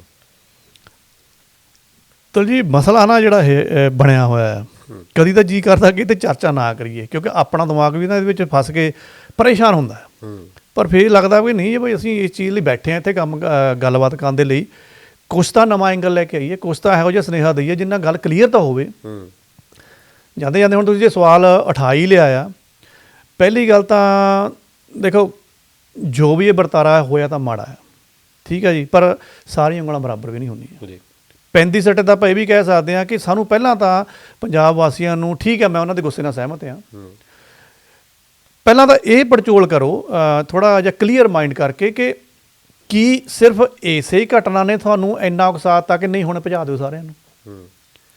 ਜੇ ਤਾਂ ਤੁਹਾਨੂੰ ਇਸੇ ਘਟਨਾ ਨੇ ਉਕਸਾਇਆ ਕਿ ਨਹੀਂ ਹੁਣ ਤਾਂ ਇਹ ਪੰਜਾਬ ਖਾਲੀ ਕਰਨ, ਹੁਣ ਤਾਂ ਆਪਣੀ ਰੇਹੜੀਆਂ ਉਹਨੇ ਚੱਕ ਕੇ ਲੈਣ, ਜੋ ਮਰਜ਼ੀ ਕਰ ਲੈਣ, ਇਹ ਤੋਂ ਪਹਿਲਾਂ ਬਹੁਤ ਵੱਡੀਆਂ ਘਟਨਾਵਾਂ ਹੋਈਆਂ ਜੀ। ਦੂਸਰਾ, ਤੁਸੀਂ ਇਹਨਾਂ ਨੂੰ ਪ੍ਰਵਾਸੀ ਕਹਿ ਦਿੱਤਾ ਵੀ ਭਾਈ ਤੁਹਾਡੇ ਇੱਕ ਬੰਦੇ ਨੇ ਆਹ ਕੰਮ ਕਰਤਾ ਤੇ ਚੱਕੋ ਟਿੰਡ ਫੋੜੀ ਤੇ ਸਾਰੇ ਜਾਣੇ ਭੱਜੋ। ਭਾਈ ਜਦੋਂ ਇਹ ਕਾਰਾ ਪੰਜਾਬ ਦੇ ਵਿੱਚ ਹੋਇਆ ਤਾਂ UK ਦੇ ਵਿੱਚ ਸਾਡੇ, ਮੈਂ ਨਾਂ ਨਹੀਂ ਲੈਣਾ, ਸਾਡੇ ਪੰਜਾਬੀ ਨਹੀਂ ਉੱਥੇ ਇੱਦਾਂ ਦਾ ਕਾਰਾ ਕੀਤਾ, ਠੀਕ ਹੈ ਉੱਥੇ ਜਾਨ ਨਹੀਂ ਗਈ ਲੇਕਿਨ ਫੜਿਆ ਗਿਆ ਉਹ ਇਸ ਕਾਰੇ ਦੇ ਵਿੱਚ। ਫਿਰ ਉਹ ਵੀ ਕਹਿਣਗੇ ਵੀ ਪੰਜਾਬੀਓ ਤੁਸੀਂ ਵੀ ਤਾਂ ਪ੍ਰਵਾਸੀ, ਚੱਕੋ ਟਿੰਡ ਫੋੜੀ ਸਾਰੇ ਭੱਜੋ। ਜਾਣੀ ਕਿ ਅਸੀਂ ਆਪਣੇ ਬੱਚੇ ਬਾਹਰ ਵੀ ਭੇਜਣੇ ਆ ਪੰਜਾਬੀਆਂ ਨੇ, ਅਸੀਂ ਇਹ ਵੀ ਤਵੱਕੋ ਕਰਨੀ ਹੈ ਕਿ ਉੱਥੇ ਪੱਕੇ ਹੋਣ, ਸਾਨੂੰ ਇਹ ਵੀ ਤਵੱਕੋ ਹੁੰਦੀ ਹੈ ਕਿ ਉਹਦਾ ਆਪਣਾ ਘਰ-ਬਾਰ ਹੋਵੇ, ਗੱਡੀਆਂ ਹੋਵੇ, ਅਤੇ ਸਾਨੂੰ ਇਹ ਵੀ ਤਵੱਕੋ ਹੁੰਦੀ ਹੈ ਕਿ ਉੱਥੇ ਉਹਦੇ ਨਾਲ ਕੋਈ ਵੀ ਇੱਦਾਂ ਦੀ ਗੱਲਬਾਤ ਨਹੀਂ ਹੋਣੀ ਚਾਹੀਦੀ ਕਿ ਉਹਨੂੰ ਮਹਿਸੂਸ ਹੋਵੇ ਕਿ ਮੈਂ ਪ੍ਰਵਾਸੀ ਹਾਂ, ਫਲਾਨਾ, ਪੂਰੇ ਅਧਿਕਾਰ ਹੋਣੇ ਚਾਹੀਦੇ ਆ। ਅਤੇ ਸਾਡੀ ਦੂਜੀ ਸਟੇਟ ਵਾਲੇ ਉਸੇ ਦੇਸ਼ ਦੇ ਵਿੱਚ ਜਦੋਂ ਆਉਣਗੇ, ਜੇ ਇੱਕ ਜੋ ਜਾਂ 4 ਨੇ ਗਲਤੀ ਕਰਤੀ ਆ ਜਿਹੜੀ ਕਿ ਮੰਦਭਾਗੀ ਆ, ਸਜ਼ਾ ਹੋਣੀ ਚਾਹੀਦੀ ਆ, ਫਿਰ ਆਪਾਂ ਮਤਲਬ ਕਿਹੜੇ ਸੰਦਰਭ ਦੇ ਵਿੱਚ ਕਹਿੰਦੇ ਆ ਕਿ ਸਾਰੇ ਭੱਜੋ। ਚਲੋ ਇਹ ਤਾਂ ਆਪਾਂ ਕਹਿ ਸਕਦੇ ਹਾਂ ਪੰਜਾਬ ਦਾ ਵੀ ਸਰਨਾ ਨਹੀਂ, ਪੰਜਾਬ ਦਾ ਜੇ ਕਹਿ ਦੋ ਵੀ ਕਿਸਾਨ ਜਿਹੜੇ ਆ, ਕੁਛ ਬੰਦੇ ਜਿਹੜੇ ਆ ਇਹਦੇ ਬਹੁਤ ਜ਼ਿਆਦਾ ਵਿਰੋਧ ਦੇ ਵਿੱਚ, ਉਹਨੇ ਵੀ ਘਰ ਜਿਹੜੀ ਖੇਤੀਬਾੜੀ ਆਪ ਜੇ ਬਾਹਰ ਹੀ ਬੈਠੇ ਆ ਪਿੱਛੇ ਖੇਤੀਬਾੜੀ ਤਾਂ ਉਹ ਸਾਂਭ ਰਹੇ ਆ, ਕਿਉਂਕਿ ਇੱਕ ਖਿਲਾਫ ਬਹੁਤ ਆ ਪਾਪੂਲੇਸ਼ਨ ਦਾ। ਪਰ ਨਾਲ ਨਾਲ ਸਰਕਾਰਾਂ ਦੀ ਵੀ ਤਾਂ ਇਹ ਬਣਦੀ ਆ ਕਿ ਜਿਹੜਾ ਬੰਦਾ ਆਇਆ ਬਿਹਾਰ ਤੋਂ, ਘੱਟੋ ਘੱਟ ਜੇ ਆਪਾਂ ਬਾਹਰਲੀ ਵੀ ਗੱਲ ਕਰ ਲਈਏ, ਘੱਟੋ ਘੱਟ ਇਹਨਾਂ ਕੋਲ ਇਨਫੋਰਮੇਸ਼ਨ ਤਾਂ ਹੈ ਕਿ ਕਿਹੜਾ ਬੰਦਾ ਕਿੱਥੋਂ ਉੱਠ ਕੇ ਆਇਆ, ਪੁਲਿਸ ਕਲੀਅਰੈਂਸ ਉਹਨਾਂ ਦੇ ਕੋਲ ਆ। ਕੋਈ ਬਿਹਾਰ ਦੇ ਬਹੁਤ ਸਾਰੇ ਹੋ ਸਕਦਾ, ਜਾਣੀ ਜੇ ਡਾਟਾ ਕੱਢੀਏ ਵੀ ਜਿਹੜੇ ਕ੍ਰਿਮੀਨਲ ਬੰਦੇ ਆ, ਮੰਨ ਲਓ ਕਿ ਉੱਥੇ ਕ੍ਰਾਈਮ ਕਰਕੇ ਆ ਗਏ, ਇਹ ਇੱਕ ਜਿਹੜਾ ਬੰਦਾ ਇੱਦਾਂ ਕਰਕੇ ਗਿਆ ਦੈਟ ਮੀਨਸ ਕਿ ਉਹ ਕ੍ਰਿਮੀਨਲ ਮਾਈਂਡ ਦਾ ਬੰਦਾ। ਇੱਕ ਜਿਹੜਾ ਆਮ ਬੰਦਾ ਹੁੰਦਾ ਜਦੋਂ ਕ੍ਰਾਈਮ ਕਰਦਾ ਉਹਦਾ ਇਦਾਂ ਦਾ ਤਰੀਕਾ ਨਹੀਂ ਹੁੰਦਾ ਜ਼ਾਲਮੀ। ਜੀ ਹੁਣ ਇਹਦਾ ਮਤਲਬ ਕੀ ਆ ਕਿ ਉਹਦੀ ਜਿਹੜੀ ਪੋਲਸ ਕਲੀਅਰੈਂਸ ਹੋਣੀ ਚਾਹੀਦੀ ਆ ਜਦੋਂ ਦੂਜੀ ਸਟੇਟ ਦੇ ਵਿੱਚ, ਕਿਉਂਕਿ ਇੱਥੇ ਐਸਟੈਬਲਿਸ਼ ਹੋਣ ਆਏ ਆ ਕਿ ਇੱਕ ਇਹ ਭੂਮਿਕਾ ਤਾਂ ਜ਼ਰੂਰੀ ਬਣਦੀ ਆ ਵੀ ਜਦੋਂ ਆਪਾਂ ਘਰ ਦੇ ਵਿੱਚ ਰੱਖਣਾ ਵੀ ਆ ਉਹਨੂੰ ਕਿ ਘੱਟੋ ਘੱਟ ਉਹਦੀ ਪੁਲਿਸ ਕਲੀਅਰੈਂਸ ਹੋਵੇ। ਫਿਰ ਦੂਜਾ ਇਹ ਆ ਕਿ ਜਿਹੜਾ ਕੋਈ ਇੱਦਾਂ ਦਾ ਕ੍ਰਿਮੀਨਲ ਮਾਈਂਡ ਆ, ਚਾਹੇ ਕੋਈ ਛੇੜਛਾੜ ਹੁੰਦੀ ਆ, ਚਾਹੇ ਕੋਈ ਲਾਇਸੈਂਸ ਜਾਂ ਜਾਲੀ ਬਣਾ ਕੇ ਕੋਈ ਬੰਦਾ ਰਹਿੰਦਾ ਆ, ਫਿਰ ਪਰ ਇੱਥੇ ਕੋਈ ਦੇਖਭਾਲ ਹੈ ਨਹੀਂ ਗੀ। ਕੋਈ ਥੋੜ੍ਹਾ ਚਿਰ ਹੁਣ ਦੇਖੋ, ਥੋੜ੍ਹਾ ਚਿਰ ਹੋਣਾ ਬਾਅਦ ਵਿੱਚ ਫਿਰ ਇਹ ਡਾਕੂਮੈਂਟ ਜਿਹੜੇ ਫੇਕ ਬਣ ਕੇ ਇੱਦਾਂ ਹੋਣ ਲੱਗ ਪੈਣਾ। ਫਿਰ ਵੋਟਾਂ ਇੱਥੇ ਵੀ ਬਣੀਆਂ ਆ, ਵੋਟਾਂ ਉੱਧਰ ਬਿਹਾਰ ਉੱਤਰ ਪ੍ਰਦੇਸ਼ ਵਿੱਚ ਹੀ ਪਈ ਜਾਂਦੀਆਂ। ਘੱਟੋ ਘੱਟ ਜਿਹੜਾ ਸਿਸਟਮ ਆ, ਸਿਸਟਮ ਤਾਂ ਸਹੀ ਹੋਣਾ ਚਾਹੀਦਾ ਆ ਕਿ ਜਿਹੜੇ ਚਲੋ ਆਪਾਂ ਬਾਹਰ ਇੱਥੇ ਆਏ ਆ ਘੱਟੋ ਘੱਟ ਇੱਥੇ ਸਰਕਾਰ ਨੂੰ ਪਤਾ ਆ ਵੀ ਇਹ ਬੰਦਾ ਕਿੱਦਾਂ ਦਾ। ਈਵਨ ਕਿ ਉਹਨਾਂ ਆਪਣਾ ਮੈਡੀਕਲ ਵੀ ਕਰਵਾਇਆ ਜਾਂਦਾ ਵੀ ਇਹ ਬੰਦਾ ਬਿਮਾਰ ਤਾਂ ਨਹੀਂ ਇੱਥੇ ਆ ਕੇ ਕੁਛ ਦੂਜਾ ਤਾਂ ਨਹੀਂ, ਕਿਉਂਕਿ ਹਰ ਸਟੇਟ ਦੀ ਜਿਹੜੀ ਇੱਕ ਹੈਲਥ ਦਾ ਜਿਹੜਾ ਚਾਰਟ ਆ ਉਹ ਦੂਜੀ ਸਟੇਟ ਦੇ ਨਾਲੋਂ ਡਿਫਰੈਂਟ ਆ। ਦੂਜਾ ਹੈ ਕਿ ਸਾਡੇ ਇੱਕ ਸੱਭਿਆਚਾਰ ਆ, ਵੈਸੇ ਇਹਦੇ ਵਿੱਚ ਪ੍ਰਵਾਸੀ ਆਪਾਂ ਇੱਥੇ ਵਾਲੇ ਵੀ ਗੱਲ ਲੈਂਦੇ, ਆਪਾਂ ਇਹੀ ਕਹੀਦਾ ਵੀ ਪੰਜਾਬੀ ਨੂੰ ਪ੍ਰਮੋਟ ਕਰੋ, ਪੰਜਾਬੀ ਨੂੰ ਪ੍ਰਮੋਟ ਕਰੋ। ਹੁਣ ਜਿਹੜੇ ਗੋਰੇ ਆ ਉਹ ਵੀ ਤਾਂ ਇਹੀ ਕਹਿ ਰਹੇ ਆ ਵੀ ਸਾਡੀ ਭਾਸ਼ਾ ਨੂੰ ਖਤਰਾ ਪੈ ਗਿਆ, ਇੰਗਲਿਸ਼ ਨੂੰ। ਵੀ ਜਦੋਂ ਅਸੀਂ ਬਾਹਰ ਨਿਕਲਦੇ ਹਾਂ, ਕੋਈ ਚਾਈਨੀਜ਼ ਬੋਲਣ ਲੱਗਾ, ਕੋਈ ਇਟਾਲੀਅਨ ਬੋਲਣ ਲੱਗਾ, ਕੋਈ ਪੰਜਾਬੀ ਬੋਲਣ ਲੱਗਾ, ਕੁਛ ਵੀ ਰੱਖ ਲਓ, ਇਹ ਸਾਨੂੰ ਬਹੁਤ ਬੁਰਾ ਲੱਗਦਾ। ਪਰ ਇੱਦਾਂ ਦੇ ਵੀ ਪੰਜਾਬੀ ਬਿਹਾਰੀ ਉੱਥੇ ਆਪਾਂ ਦੇਖੇ ਆ। ਮੈਂ ਆਪਣੇ ਪਿੰਡ ਦੇ ਸਕੂਲ ਦੀ ਦੇਖ ਲਵਾਂ ਕਿ ਉਹਨਾਂ ਦੇ ਬੱਚੇ ਹੁਣ ਪ੍ਰਾਇਮਰੀ ਸਕੂਲਾਂ 'ਚ ਪੜ੍ਹਦੇ, ਉਹਨਾਂ ਦੇ ਬੱਚੇ ਆ। ਜੇ ਕਹਿ ਲਈਏ ਕਿ ਊੜੇ ਆੜੇ ਅਸੀਂ ਤਾਂ ਜਿਹੜੇ ਪ੍ਰਾਈਵੇਟ ਸਕੂਲਾਂ 'ਚ ਆਪਣੇ ਬੱਚੇ ਲਾ ਦਿੱਤੇ ਆ, ਉਹ ਤਾਂ ਪੰਜਾਬੀ ਦੇ ਉੱਤੇ ਜ਼ੋਰ ਹੀ ਨਹੀਂ ਦਿੰਦੇ। ਬਿਲਕੁਲ। ਅੱਜ ਵੀ ਸਰਕਾਰੀ ਸਕੂਲਾਂ ਦੇ ਵਿੱਚ ਊੜਾ ਆੜਾ ਜੇ ਕਿਸੇ ਨੇ ਸਾਂਭਿਆ ਆ ਜਾਂ ਇੱਕ ਸਿੱਖੀ ਆ, ਉਹ ਜੇ ਸਾਂਭੀ ਆ, ਇਹ ਬੰਦਿਆਂ ਨੇ ਸਾਂਭੀ ਆ, ਵੀ ਸਾਨੂੰ ਉਹਨਾਂ ਦਾ ਸਤਿਕਾਰ ਕਰਨਾ ਹੀ ਬਣਦਾ ਆ। ਵੀ ਘੱਟੋ ਘੱਟ ਸਾਡੀ ਜਿਹੜੀ ਸੱਭਿਆਚਾਰ ਆ, ਸਾਡੀ ਵਿਰਾਸਤ ਆ, ਉਹਦੇ ਨਾਲ ਜੁੜ ਵੀ ਰਹੇ ਆ ਉਹ ਬੰਦੇ। ਅਸਲ 'ਚ ਨਾ ਦੇਖੋ, ਪੰਜਾਬ ਦੇ ਲੋਕਾਂ ਨੂੰ ਸਮਝਣਾ ਪਏਗਾ ਜਿਹੜਾ ਅਸਲ 'ਚ ਇਹਦਾ ਕਾਰਨ ਹੈ। ਦਲਜੀਤ, ਮੈਂ ਉੱਤੇ ਵੀ ਅੱਜ ਉਂਗਲ ਰੱਖ ਜੂੰਗਾ ਜਾਂਦਾ ਜਾਂਦਾ। ਪਹਿਲੀ ਗੱਲ ਤਾਂ ਇਹ ਆ ਕਿ ਸੂਬਾ ਸਰਕਾਰਾਂ ਦਾ ਕੋਈ ਸਿਸਟਮ ਹੋਣਾ ਚਾਹੀਦਾ ਆ। ਜੀ ਬਿਲਕੁਲ। ਜਦੋਂ ਦੂਜੇ ਰਾਜ 'ਚੋਂ ਆਉਂਦੇ ਆ, ਤੁਹਾਡਾ ਕੋਈ ਕ੍ਰਿਮੀਨਲ ਚੈੱਕ ਜਾਂ ਸਾਰਾ ਕੁਝ ਹੋਣਾ ਚਾਹੀਦਾ, ਉਹਨਾਂ ਲਾਇਸੈਂਸ ਵਗੈਰਾ, ਉਹਨਾਂ ਰੀਨਿਊ ਵਗੈਰਾ, ਜੇ ਉਹ ਮੋਟਰ ਗੱਡੀਆਂ ਚਲਾਉਂਦੇ ਆ ਜਾਂ ਆਟੋ ਵਗੈਰਾ ਚਲਾਉਂਦੇ ਆ, ਉਹਨਾਂ ਦੀ ਲਗਾਤਾਰ ਕੋਈ ਪੈਰਵੀ ਹੋਵੇ, ਸਾਰਾ ਕੁਝ ਹੋਵੇ। ਹੈ ਨਹੀਂ ਪੰਜਾਬ 'ਚ ਉਹਦੇ ਬਾਰੇ। ਠੀਕ ਹੈ, ਚਲੋ ਇੱਕ ਦੇਸ਼ ਆ, ਜਿੱਦਾਂ ਤੁਸੀਂ ਕਿਹਾ ਇੱਕ ਦੇਸ਼ ਆ, ਤੇ ਬਿਹਾਰ ਦੀ ਪੁਲਿਸ ਦਾ ਮੈਨੂੰ ਲੱਗਦਾ ਪੰਜਾਬ ਦੇ ਨਾਲ ਕੀ ਤਾਲਮੇਲ ਵੀ ਸਿੱਧਾ ਹੀ ਹੋਣਾ ਚਾਹੀਦਾ ਵੀ ਆਨਲਾਈਨ ਚੈੱਕਾਂ ਨੂੰ ਸਿੱਧੀ ਸਾਈਟ ਖੋਲ੍ਹਣ ਵੀ ਆਹ ਬੰਦਾ ਹੈਗਾ ਕਿ ਨਹੀਂ ਹੈਗਾ। ਸਿਸਟਮ 'ਚ ਕਮੀ ਬਹੁਤ ਆ, ਇਹ ਨਹੀਂ ਕਿ ਹੈ ਨਹੀਂਗਾ। ਹਾਂਜੀ, ਉਹ ਸੰਬੰਧੇ ਨਹੀਂ ਠੀਕ ਹੁੰਦੇ ਪਹਿਲੀ ਗੱਲ ਤਾਂ। ਉਹ ਐਵੇਂ ਕੰਨੀ ਕਤਰਾਉਂਦੇ ਰਹਿੰਦੇ ਆ ਇੱਕ ਦੂਸਰੇ ਦਾ ਸਿਸਟਮ ਸਾਂਝਾ ਕਰਨ ਦੇ ਵਿੱਚ। ਇੱਧਰ ਪੋਲੀਟੀਕਲ ਪਾਰਟੀ ਆ ਉਹਨਾਂ ਬਣਦੀ ਨਹੀਂ, ਉਹ 'ਚ ਪੋਲੀਟੀਕਲ ਪਾਰਟੀਆਂ ਦਾ ਸਿਰਫ ਰੌਲਾ ਪੈ ਜਾਂਦਾ ਆ। ਦੂਸਰਾ ਦੇਖੋ, ਸਿੱਧੀ ਇਹ ਮੰਗ ਕਰ ਲੈਣੀ ਕਿ ਤੁਸੀਂ ਸਾਰੇ ਹੁਣ ਟਿੰਡ ਫੋੜੀ ਚੱਕੋ ਤੇ ਚੱਲ ਜਾਓ, ਇਹ ਠੀਕ ਨਹੀਂ ਹੈਗਾ। ਇਹ ਚੀਜ਼ ਜਦੋਂ ਵਿਸ਼ਵ ਲੈਵਲ ਦੇ ਉੱਪਰ ਲਾਗੂ ਹੋਏਗੀ ਨਾ, ਅਸੀਂ ਉਹ 'ਚ ਨਪੀੜੇ ਜਾਵਾਂਗੇ। ਸਾਡੇ ਕੋਲ ਉਹਦਾ ਕੋਈ ਜਵਾਬ ਨਹੀਂ ਹੈਗਾ। ਸਾਨੂੰ ਇਹ ਦੇਖਣਾ ਪਊਗਾ ਕਿ ਇਹਦੇ ਵਿੱਚ ਜਿਹੜੀਆਂ ਮਾੜੀਆਂ ਭੇਡਾਂ, ਗੰਦੀਆਂ ਭੇਡਾਂ, ਯਾਰ ਉਹਦੀ ਪਛਾਣ ਕਰੋ, ਤੁਹਾਡਾ ਸਿਸਟਮ ਉਹਦੀ ਪਛਾਣ ਕਰਨ ਦੇ ਯੋਗ ਹੋਵੇ। ਦੂਸਰਾ, ਤੁਸੀਂ ਜਦੋਂ ਕਹਿੰਦੇ ਆ ਕਿ ਗ੍ਰਾਮ ਪੰਚਾਇਤਾਂ ਨੇ, ਪਿੰਡ ਦੀਆਂ ਪੰਚਾਇਤਾਂ ਨੇ ਮਤੇ ਪਾ ਦਿੱਤੇ ਆ ਜੀ, ਤੁਸੀਂ ਮੋਟਰਾਂ 'ਤੇ ਜਾਂ ਉੱਥੇ ਹੀ ਰਹਿਣਾ ਆ, ਕੰਮ ਕਰਨ ਆਇਆ ਕਰੋ, ਚੱਲ ਜਾਇਆ ਕਰੋ। ਭਾਈ ਸਾਡੇ 'ਤੇ ਵੀ ਲਾਗੂ ਹੋ ਜਾਣਗੀਆਂ ਇਹ ਚੀਜ਼ਾਂ। ਸਾਡੇ ਪੰਜਾਬੀ ਵੀ ਤਾਂ ਇਸੇ ਦੇਸ਼ ਦੇ ਵਿੱਚ ਦੂਜੇ ਸੂਬਿਆਂ 'ਚ ਕੰਮ ਕਰਦੇ ਆ। ਫਿਰ ਮਤਲਬ ਕਿ ਉਹ ਸਵੇਰ ਨੂੰ ਹੁਣ ਰਾਕਟ ਬਣਾਉਣਾ ਪਊਗਾ ਵੀ ਸਵੇਰ ਨੂੰ ਉੱਥੇ ਕੰਮ ਕਰਿਆ ਅਤੇ ਛੇਤੀ ਜਾਣੀ ਇੱਥੇ ਆ ਜਾਓ। ਇਹ ਪੋਸੀਬਲ ਨਹੀਂ ਹੈਗਾ। ਤੁਹਾਨੂੰ ਇੱਕ ਉੱਥੇ ਕਹਿ ਲਓ ਵੀ ਸਮਾਨ ਅੰਤਰ ਕੁਛ ਬਣਾ ਕੇ ਸਿਸਟਮ ਰੱਖਣਾ ਪਏਗਾ। ਪਰ ਇੱਥੇ ਚੱਲਦੀ ਹੈਗੀ ਰਾਜਨੀਤੀ। ਫਿਰ ਜਿਹੜੀਆਂ ਪਾਰਟੀਆਂ ਨੇ ਨਾ, ਉਹ ਵੋਟ ਬੈਂਕ ਨਾਲ ਚੱਲਦੀਆਂ ਆ। ਉਹ ਫਿਰ ਪਿੱਛੋਂ ਉਂਗਲ ਲਾਉਣੀਆਂ, ਹੱਲਾਸ਼ੇਰੀ ਦਿੰਦੀਆਂ ਆ, ਉਹਦੇ ਨਾਲ ਸਾਰਾ ਸਿਸਟਮ ਵਿਗੜਦਾ ਆ। ਅਸੀਂ ਕਹਿੰਦੇ ਆ ਵੀ ਇਹ ਬਿਹਾਰੀ ਆ ਗਏ, ਯੂਪੀ ਵਾਲੇ ਆ ਗਏ, ਫਲਾਣੇ ਆ ਗਿਆ ਜੀ, ਇਹਨਾਂ ਨੇ ਸਾਡੀ ਵਿਰਾਸਤ ਖਰਾਬ ਕਰਤੀ, ਸਾਡਾ ਸੱਭਿਆਚਾਰ ਖਰਾਬ ਕਰਤਾ, ਸਾਡੀ ਬੋਲੀ ਖਰਾਬ ਕਰਤੀ। ਦੇਖੋ, ਇਹ ਦੋਸ਼ ਸਾਡੇ 'ਤੇ ਵੀ ਲੱਗਦੇ ਆ, ਭਾਰਤੀਆਂ 'ਤੇ ਵੀ, ਕਿ ਤੁਸੀਂ ਸਾਡੇ ਦੇਸ਼ਾਂ ਦੇ, ਆਸਟ੍ਰੇਲੀਆ ਦੀ ਗੱਲ ਕਰ ਲਓ, ਯੂਕੇ ਦੇ ਵਿੱਚ ਹੁਣ ਪ੍ਰੋਟੈਸਟ ਹੋ ਕੇ ਹਟੇ ਆ। ਇਹੀ ਕਹਿ ਰਹੇ ਹੋ। ਜਾਪਾਨ ਦੇ ਵਿੱਚ ਆਪਾਂ ਕਹਿੰਦੇ ਵਧੀਆ ਕੰਟਰੀ ਆ। ਜਾਪਾਨ ਦੇ ਵਿੱਚ ਜਿਹੜੇ ਨੌਕਰੀ ਕਰਨ ਜਾਂਦੇ ਤਾਂ ਇਸ ਕਰਕੇ ਵੀ ਚਲੋ ਉੱਥੋਂ ਕਮਾਵਾਂਗੇ, ਨਾਲੇ ਵਧੀਆ ਡਿਵੈਲਪ ਮੋਡ 'ਚ ਰਵਾਂਗੇ, 2 ਸਾਲ ਨਹੀਂ ਕੱਟਦੇ, ਨੌਕਰੀਆਂ ਛੱਡ ਕੇ ਆ ਜਾਂਦੇ ਆ, ਕਿਉਂਕਿ ਉਹ ਉਹਨਾਂ ਦੇ ਸਿਸਟਮ ਦੇ ਵਿੱਚ ਰਚ ਮਿਚ ਨਹੀਂ ਪਾ ਰਹੇ ਹੈਗੇ ਉਹ। ਠੀਕ ਹੈ ਨਾ ਜੀ। ਇਹਦਾ ਮਤਲਬ ਸਾਨੂੰ ਸਿਸਟਮ ਡਿਵੈਲਪ ਕਰਨਾ ਪਊਗਾ। ਸੈਕੰਡ ਥਿੰਗ, ਆਪਾਂ ਨੂੰ ਥੋੜ੍ਹਾ ਵਿਚਾਰ ਕਰਨਾ ਪਏਗਾ ਕਿ ਇਹ ਜਿਹੜਾ ਫਿਰ ਨਫ਼ਰਤੀ ਬੀਜ ਆ, ਇਹ ਸਰਵਵਿਆਪੀ ਬਣਨਾ ਆ, ਸਾਡਾ ਇੱਦਾਂ ਸਰਨਾ ਨਹੀਂ ਹੈਗਾ। ਥਰਡ ਥਿੰਗ, ਅਸੀਂ ਜਦੋਂ ਇਹਦੇ ਮੈਂ ਐਂਡ 'ਤੇ ਆਉਣਾ, ਜਿੰਨਾ ਕੁ ਮੈਨੂੰ ਲੱਗਾ ਆ, ਪਹਿਲੀ ਗੱਲ ਤਾਂ ਇਹ ਆ ਕਿ ਸਾਡੇ ਠੀਕ ਹੈ, ਉਹਨੇ ਜੋ ਕੀਤਾ ਮਾੜਾ ਕੀਤਾ, ਉਹਦੀ ਸਜ਼ਾ ਫਾਂਸੀ ਹੋਈ ਆ ਜੀ। ਮੈਂ ਸਿੱਧਾ ਸ਼ਬਦ ਇਹ ਬਾਤ ਲੈਣਾ ਕਿ ਜੇ ਉਹਨੂੰ ਫਾਂਸੀ ਤੋਂ ਘੱਟ ਕਿਤੇ ਲੈ ਕੇ ਜਾਇਆ ਜਾਂਦਾ ਆ, ਮੈਂ ਕਹਿੰਦਾ ਦੁਰ ਫਿੱਟੇ ਮੂੰਹ ਸਿਸਟਮ ਦੇ। ਜੋ ਘਿਨਾਉਣਾ ਕੰਮ ਆ, ਉਹਦੀ ਸਜ਼ਾ ਫਾਂਸੀ ਹੋਈ ਆ, ਔਰ ਉਹਨੂੰ ਫਾਂਸੀ ਦੇ ਮੈਂ ਤਾਂ ਕਹਿੰਦਾ ਦੂਏ ਦਿਨ ਟੰਗ ਦਿਓ। ਹਾਂਜੀ, ਤੁਹਾਡਾ ਫਾਸਟ ਟਰੈਕ ਸਿਸਟਮ ਹੀ ਹੈ ਨਹੀਂਗਾ। ਇੱਥੇ ਸਾਡੀਆਂ ਨਲਾਇਕੀਆਂ ਦਲਜੀਤ ਜੀ, ਇਹ ਕੇਸ ਨੂੰ ਦੇਖ ਲਓ ਇੰਨਾ ਉਲਝਿਆ ਪਿਆ ਆ। ਉੱਧਰ ਹੜ੍ਹਾਂ ਦੇ ਲੋਕਾਂ ਨੂੰ ਇਮਦਾਦ ਦੀ ਲੋੜ ਆ, ਇੱਧਰ ਸਰਕਾਰਾਂ ਪਤਾ ਨਹੀਂ, ਮੈਨੂੰ ਤਾਂ ਕਈ ਵਾਰ ਐਂ ਲੱਗਦਾ ਵੀ ਜਾਣ ਬੁੱਝ ਕੇ ਪਟੌਟਾ ਪਾ ਦਿੱਤਾ ਜਾਂਦਾ ਕਿ ਚਲੋ ਧਿਆਨ ਭਟਕਾ ਦਿਓ। ਠੀਕ ਹੈ ਜੀ, ਚਲੋ ਨਹੀਂ ਵੀ ਧਿਆਨ ਭਟਕਾਇਆ, ਸਾਡੀ ਸਰਕਾਰ ਨੇ, ਸਾਡੇ ਸਮਾਜ ਨੇ, ਜਾਂ ਸਾਡੇ ਜਿਹੜੇ ਸਮਾਜਿਕ ਕਾਰਕੁਨ ਆ, ਕਿਆ ਕਿਸੇ ਨੇ ਯੂਨਿਟੀ ਦੇ ਵਿੱਚ ਇਹ ਗੱਲ ਕੀਤੀ ਆ ਕਿ ਅੰਬਾਨੀ ਦੇ ਮੁੰਡੇ ਦਾ ਜਿਹੜਾ ਉਹ ਵੰਟਾਰਾ ਦਾ ਰੌਲਾ ਪਿਆ ਸੀਗਾ ਜੰਗਲੀ ਜੀਵਾਂ ਵਾਲਾ, ਉਹ ਬੰਦੇ ਦਾ ਤਾਂ 19 ਦਿਨਾਂ ਦੇ ਵਿੱਚ ਉਹਨਾਂ ਨੇ ਕੇਸ ਖਤਮ ਕਰਕੇ ਸਪੀਡ ਫਾਸਟ ਕਰਕੇ ਰਿਜ਼ਲਟ ਕਰਕੇ ਕਲੀਨ ਚਿੱਟ ਵੀ ਕੱਢ ਕੇ ਉਹਨੂੰ ਉਹ ਮਾਰਿਆ। ਉਹ ਭਾਈ ਇਹ ਕਿਉਂ ਨਹੀਂ ਤੁਸੀਂ ਫਾਸਟ ਸਪੀਡ ਤੇ ਕਰਦੇ? ਬਿਠਾ ਦਿਓ, ਸਪੈਸ਼ਲ ਬੈਂਚ ਬਿਠਾ ਦਿਓ, ਡਬਲ ਬੈਂਚ ਬਿਠਾ ਦਿਓ, ਜੱਜ ਲਾ ਦਿਓ 4 ਭਾਈ 24 ਘੰਟੇ ਦਿੱਤੇ ਆ, 48 ਘੰਟੇ ਦਿੱਤੇ ਆ, ਜੋ ਵੀ ਇਹਦਾ ਬਣਦਾ ਆ ਓਕੇ ਕਰ। ਪੰਜਾਬ ਨੂੰ ਤਾਂ ਫਿਲਹਾਲ ਸਮੱਸਿਆ ਰਿਕਵਰੀ ਦੀ ਪਈ ਆ, ਇਹਨਾਂ ਦੇ ਵਿੱਚ ਨਹੀਂ ਲੋਕਾਂ ਦਾ ਦਿਮਾਗ ਸੋਣਾ ਨਹੀਂ ਕਰਦੇ। ਸਾਰੇ ਉੱਥੇ ਆਪਣੀਆਂ ਦੂਜੀਆਂ ਕਾਂਡ ਆ, ਆਪਣੀਆਂ ਵੋਟਾਂ ਚਮਕਾਉਣ ਡਏ ਆ। ਥਰਡ ਥਿੰਗ ਅਸੀਂ ਕਹਿੰਦੇ ਆ ਕਿ ਇਹਨਾਂ ਨੂੰ ਉੱਥੋਂ ਚਲੇ ਜਾਣਾ ਚਾਹੀਦਾ, ਸਾਡਾ ਪੰਜਾਬ ਆ, ਸਾਡੀ ਧਰਤੀ ਆ, ਇਹ ਕਿਉਂ ਆਉਂਦੇ ਆ? ਪਹਿਲੀ ਗੱਲ ਤਾਂ ਸਾਡੀ ਸੂਬਾ ਸਰਕਾਰ ਕੋਲ ਇਦਾਂ ਦਾ ਕੋਈ ਲਾਅ ਹੀ ਹੈ ਨਹੀਂ ਕਿ ਉਹ ਆ ਕੇ ਜ਼ਮੀਨਾਂ ਨਾ ਖਰੀਦਣ। ਅਸੀਂ ਲਾਅ ਦਿੱਤਾ ਹੋਇਆ ਆ ਜਾਂ ਸਾਡੇ ਤੇ ਥੋਪਿਆ ਹੋਇਆ ਆ, ਤੁਸੀਂ ਤਾਂ ਕੱਢ ਨਹੀਂ ਸਕਦੇ।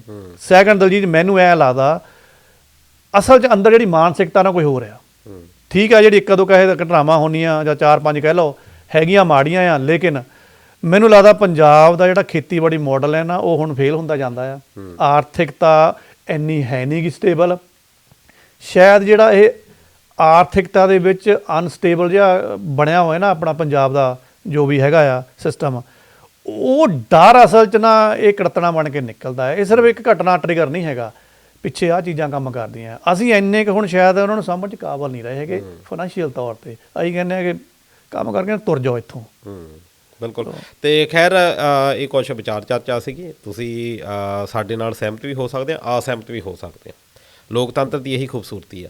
ਤੇ ਪਰ ਅਸਲ ਵਿੱਚ ਕੀ ਆ ਕਿ ਤੁਹਾਡੀ ਸੋਚ ਵੀ ਇਹੀ ਆ ਕਿ ਜਿਹੜਾ ਸਮਾਜ ਆ ਉਹ ਤੰਦਰੁਸਤ ਹੋਵੇ, ਵਿਸ਼ਾਲ ਹੋਵੇ, ਪਿਆਰ ਵਾਲਾ ਹੋਵੇ, ਤੇ ਸਾਡੀ ਸੋਚ ਵੀ ਇਹੀ ਆ। ਇਸੇ ਸੰਦੇਸ਼ ਦੇ ਨਾਲ ਫਿਰ ਮਿਲਾਂਗੇ ਅਗਲੇ ਹਫਤੇ ਇੰਡੋਸ ਪ੍ਰਾਈਮ ਦੇ ਵਿੱਚ। ਹੁਣ ਹਰਜੀਤ ਲਸਾੜਾ ਜੀ ਨੂੰ ਤੇ ਮੈਨੂੰ ਦਲਜੀਤ ਸਿੰਘ ਨੂੰ ਦਿਓ ਇਜਾਜ਼ਤ। ਅਗਲੇ ਹਫਤੇ ਮਿਲਾਂਗੇ ਫਿਰ। ਰੱਬ ਰਾਖਾ। ਸਤਿ ਸ਼੍ਰੀ ਅਕਾਲ।